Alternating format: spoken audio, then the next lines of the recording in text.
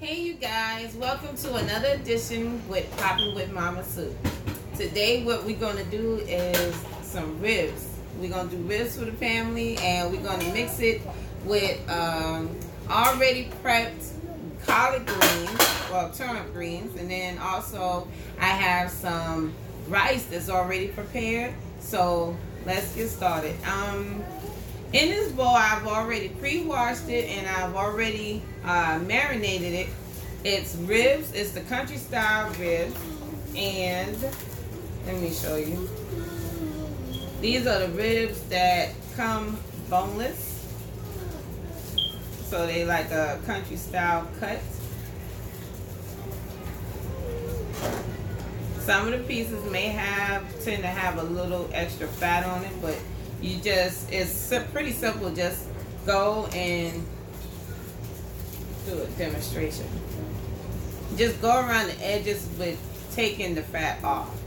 Like this one is pretty good because I've already cleaned it and marinated. Now what I marinated with was some of this Grill Masters seasoning, along with maybe a full teaspoon of apple cider vinegar. And the apple cider vinegar helps the meat to tenderize also when cooking and when marinating, in marination period. So what I did was I put the marinade meat into the refrigerator, cover it real tight with some saran wrap, and sit it in there. You can do it for overnight or you can do it for 30 minutes. Whichever one is fine. As long as the meat gets a chance to marinate and saturate in its own juices, along with the seasoning and whatever other juice that you have added into that marinade. Okay, so today we're going to season it. Now, Mama Sue likes bold flavors. So some people don't season their meats before putting the sauce on it, and some just decide they want to just, season it afterwards. Anyway, I use pepper. I'm going to use some granulated garlic powder, some onion powder, and also I will be using some barbecue sauce. You can use any type of barbecue sauce you wish on your meat. That's fine. Whatever is your taste. And I'm also going to add this Grill Masters on top. This Grill Master is the bomb. I love it. It comes in different flavors. This flavor that I'm using today is called brown sugar bourbon. So that's going to give it and elevate the taste just a little bit more, along with the barbecue sauce. So also I'm going to cut in bell pepper with some onion. I had some leftover onion in the refrigerator, so I decided I'm going to use that. And I'm going to also cut a orange bell pepper along with the green one. It's just for color. It's good to have a presentation of your food with color along with the taste. So here we're going to be cutting. I might want to move this out of the way so you can see it. We're going to be cutting the bell pepper. Can you see it? You good? Okay, so now there's no particular way that you would want to cut this to, decorate your ribs. That's what I call it. So, like I did, I cut the bell pepper in half. Now this was a previous used bell pepper, so start from scratch. I cut it in half, clean out the inside of it, rinse it out real good, because you don't want no seeds in your food. And I take it this way, long way, place it down, and get you a nice sharp knife, and start to cut on the side. I'll turn it this way so you can see. Nice little small strips of bell pepper.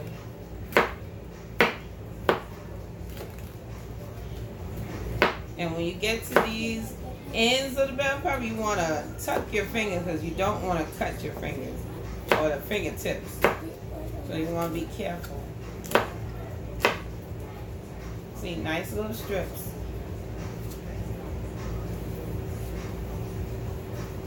Do the same with your other bell pepper.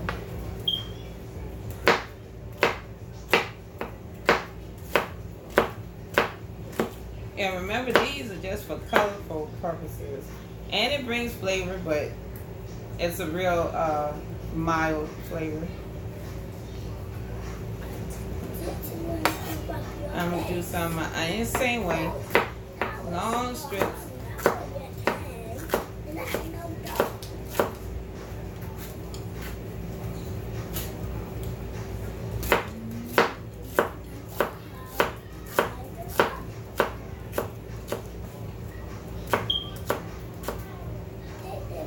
Long strips.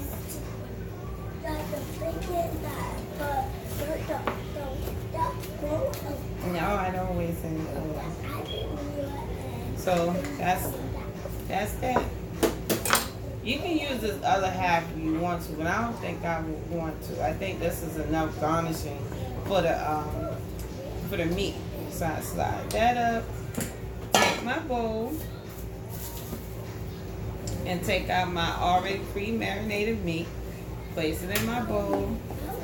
I like to do a general toss, like all of my seasoning all at once, since I got a lot in this bowl.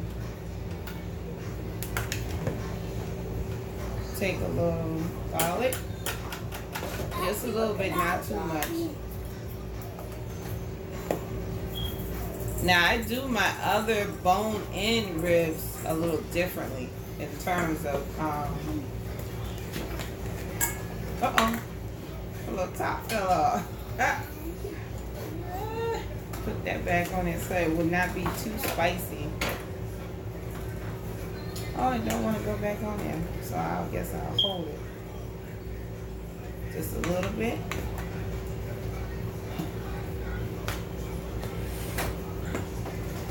A little bit of onion powder. A little bit takes you a long ways. See? Now we're gonna mix it in. Always make sure you wash your hands when you're dealing with meat, especially after you dealt with the meat, and then you are transferring into another project.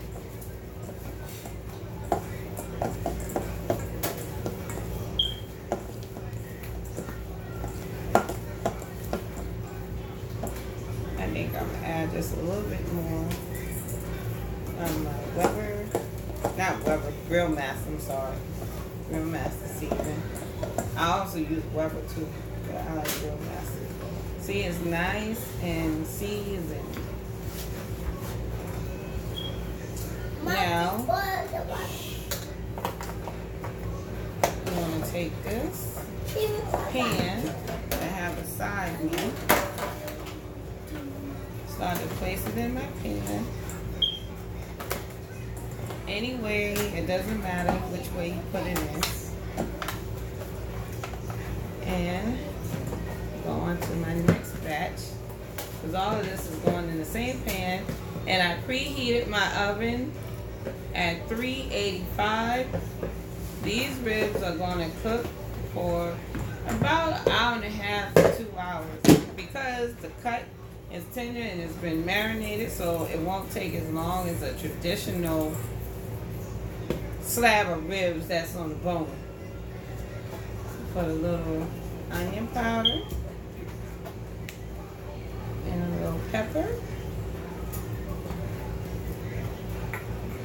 some garlic powder, and that will do it. Mix it in. And the barbecue sauce is going to go on the ribs. I like to put it on the ribs, like in between the time of beginning to cook and after.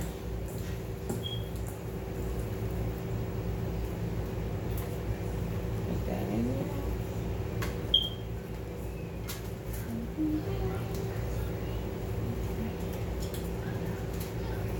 Okay, I think that's enough ribs to fit in that pan. I might have one more. And these ribs are going to be so tender and so juicy, it literally will fall off the bone. Oh, there's no bone. It'll fall off the fork. How about that? Okay. If my helpful assistants could get me another pan, we'd be in the game. Now I'm going to put this in the oven for about an hour and a half. About 2 hours. I eyeball it. Like I said, I have the oven preheated to 385. So it'll slow cook all the way down, and you don't want to burn your ribs.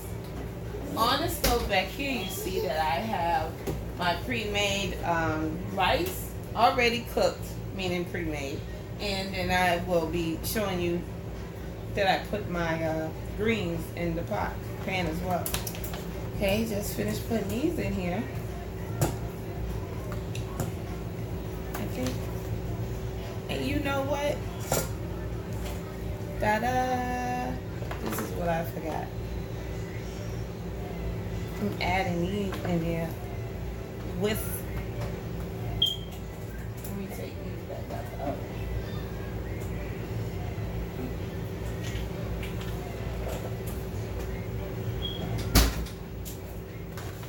Because it's not hot yet, but I almost forgot. This one here kind of big, so I'm gonna break this up in pieces.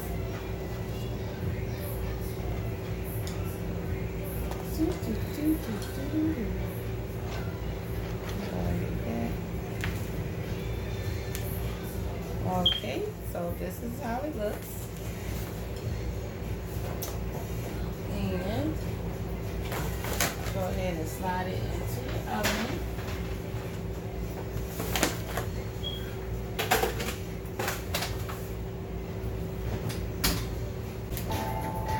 All right now, so you know, this is the part right here where we're gonna do, which, by the way, I just decided to add some cornbread into my, video, because I kind of wanted bread to go along with my dinner. So anyway, we're gonna put, remember I told you I had pre-made already greens, and this is made by Glory, which I like their brand, and it's quick and easy and simple, but I'll do a tutorial on how to clean your greens from scratch. There is such thing, and cut up your greens and everything. Everybody know that's old school ways, old school tendencies now. But tonight, I'm doing it pretty different, something simple, quick, but mainly showing you about the meat and also the cornbread. Okay, so I'm going to add this in. I'll be right back. The video is paused. What? All right, you guys, so now we're going to start on the cornbread. So this is boxed cornbread. Now everybody know about Jiffy, and if you don't know about Jiffy, well, some of us live by Jiffy, but I can't do from scratch cornbread, and I'll show you that video as well. So tonight we're going to do Jiffy. One thing I realized that when I had my 6 nieces and nephews from my brother, they ate, but they didn't eat. You know how kids get picky. So anyway, I came up with the recipe, simple, nothing hard or anything, of how to get the kids to eat cornbread. Anyway, actually thought of it as cake. So what you do, empty out your box. Now the instructions will tell you, first of all, I have a little thing. Okay, 1 egg and a half a cup of milk, right? Okay, so this is me. You know I don't measure, right? So every time I don't measure, it comes out pretty good. So you kind of have to have your own judgment. This is a secret ingredient that I was telling you about, how to get them kids to eat some cornbread, okay? Pudding. You can get the pudding in the container like this, or you can get the dry mix and do it as the box instruction would tell you of how to make pudding and add it into your cornbread. That's the trick to get them to eat it, and it tastes like cake. So I'm gonna add my egg in. My 1 egg. And of course I'm gonna eyeball my milk. So here's it, how it looks. Eyeball my milk. About a half a cup.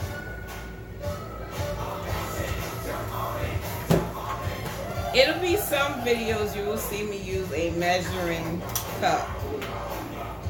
There you are. Can they see it? Mm-hmm. All right, so you're gonna stir that up like so. You don't want your cornbread to be soupy and too loose. You want it to have a in-between consistency. What I mean by that, you ever made pancakes? Well, something like pancakes, but of course the grain in cornbread is going to be a little bit different texture wise, not smooth like pancake mix. So something like that, you can see.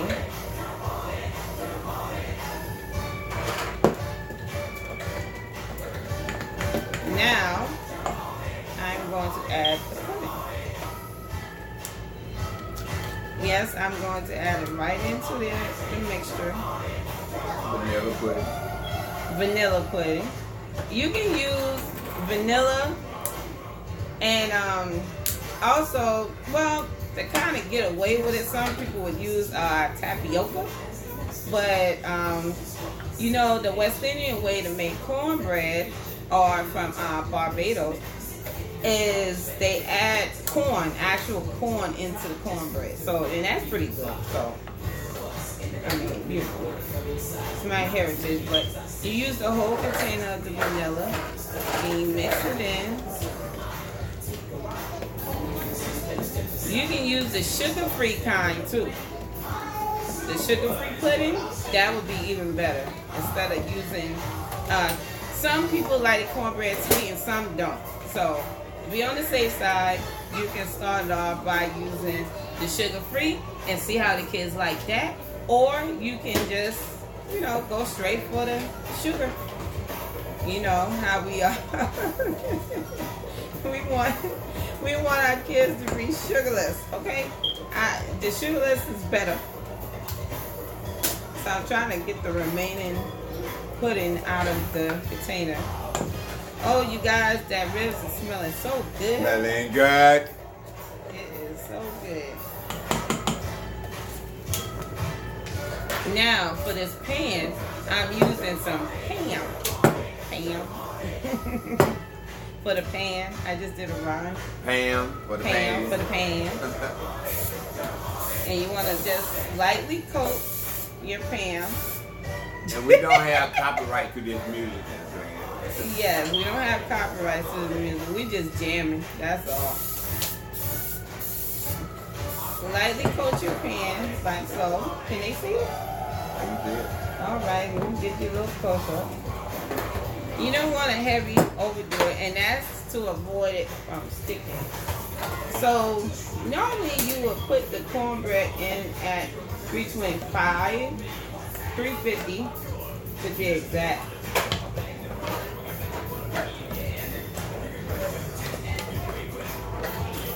I just want to be, I did this at the last minute to add this in.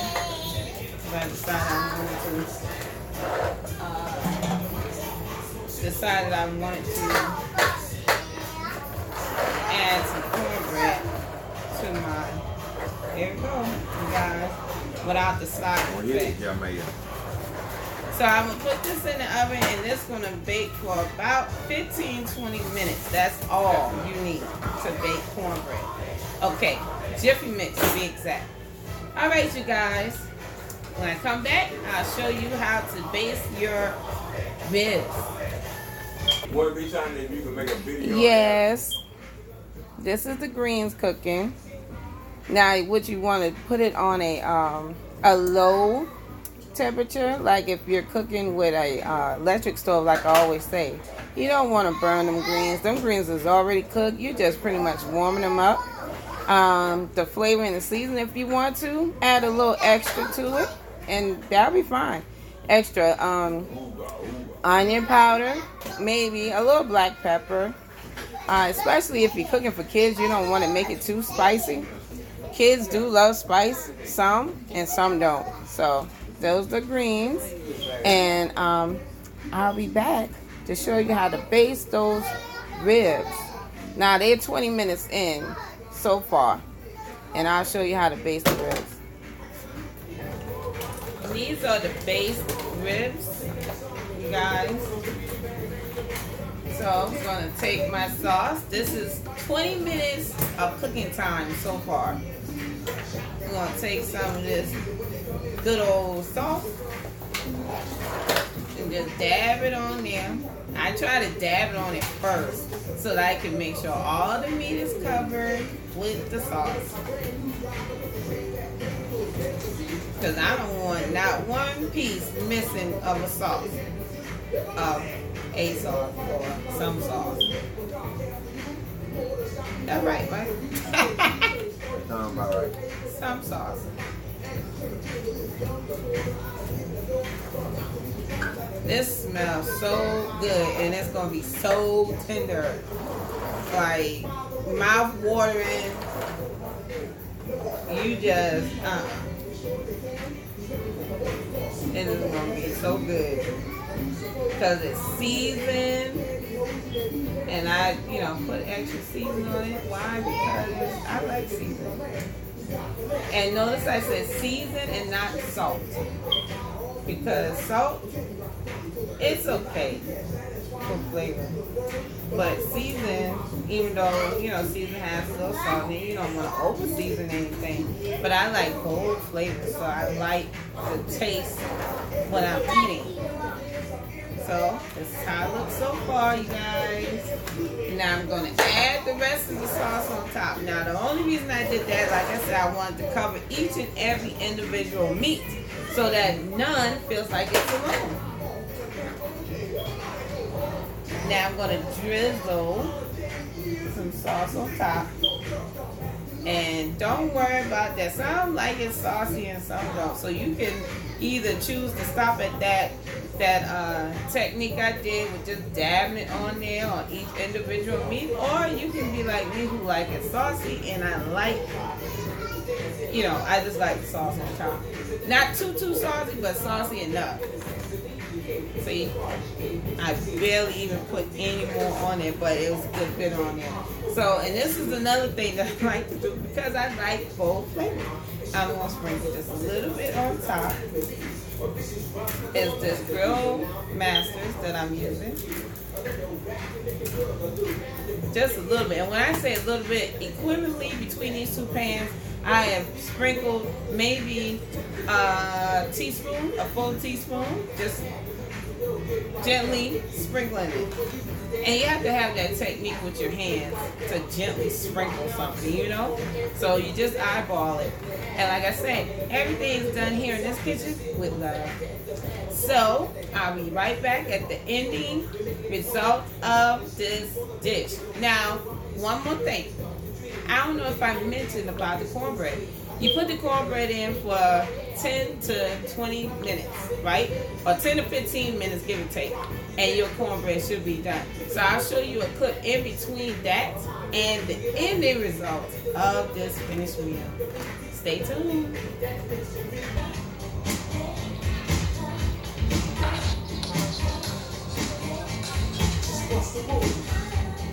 The cornbread is done. And this is how it should look when it's done. With a little bit of brown, not dark, not too dark. Some may like it a little darker. Now I'm going to take this fork, and the way you test the cornbread as if you're testing a cake is to see if there's any of the batter that will come out on the fork. So you're going to stick it in the middle. I prefer the middle instead of the ends, because the middle always seems to be the trouble part that does not cook as even, especially if your oven is kind of uneven with the heat, due to the age of the oven, I believe. Okay, so you're going to stick it in. like so. And if it comes out clean, that means it's done. Stick it again just to make sure it's done. So cornbread is done. Now what I like to do, I like to take a little bit of butter and put it on top. Just a little bit, like maybe not even a full teaspoon of butter. Just take it off, slide it on the top gently with the fork, and that's just to give it like an extra buttery taste on the top. I like that, to call that like elevating my cornbread, my box cornbread. And even if you're cooking it from scratch, you can add butter on top of it too. So it doesn't matter. So forgive me, you guys. Sometimes the music can get a little bit loud uncontrollably when we're not actually DJing. So forgive me for the music in the background. And so here we are, finishing up with the butter. Okay. Just let it melt the rest of the way.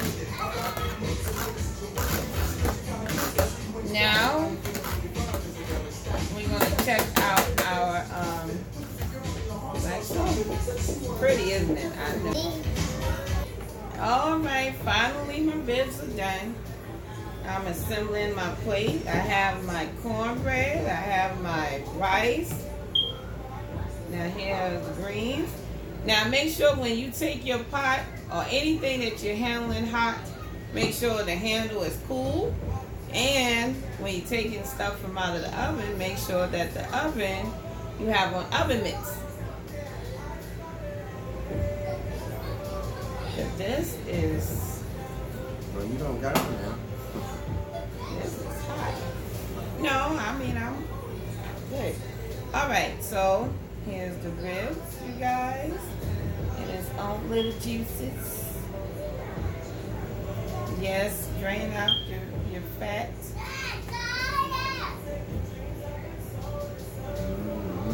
think I'm gonna switch. You're the bell pepper and onion with it? Yes.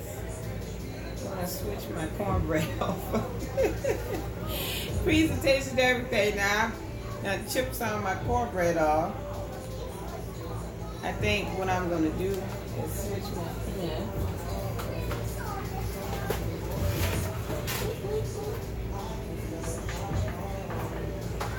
Get my onions out of this pan. And just put that right on top, like so.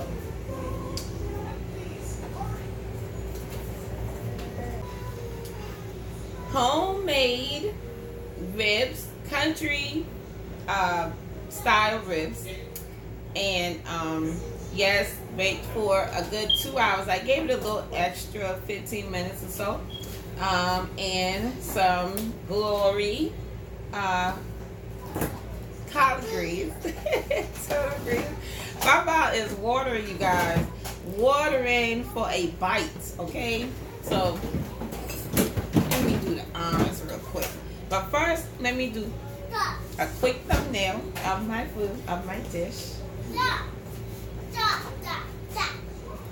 Uh-oh, it is dripping.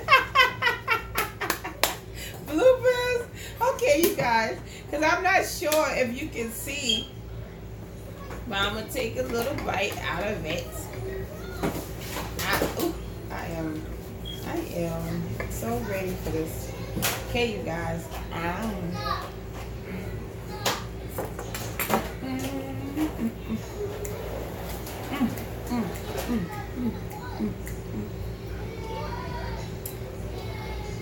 That is so delicious, you guys. It is so tender. You saw how that knife just went sliding right on through there. The onions, the bell peppers on top, just take it overboard. Like, it just marinated in that sauce, you know? And it makes a difference when you marinate your meat before you cook it. I understand. Sometimes you may not have enough time to marinate it, but if you give it a quick, maybe 15-20 minutes of marinating, it makes a world of difference. I'm here to tell you. So you guys, do not forget to share, subscribe, and like this video. Share with any and everybody you know, okay, of this recipe that I presented to you. And be tuned. I have planned to do every Tuesdays and Fridays that I upload a new video for you guys. So stay tuned. Love you guys, and I'm out. Okay, you guys. So I have a little treat for you. Now, I want you to turn down your radars, okay? Because what you're about to see is cuteness overload. Ready, set. Oh, she just made her appearance. Hey, cutie. Hey, mommy cutie. Hey. Hey. How are you? How are you? Say hi. Hi.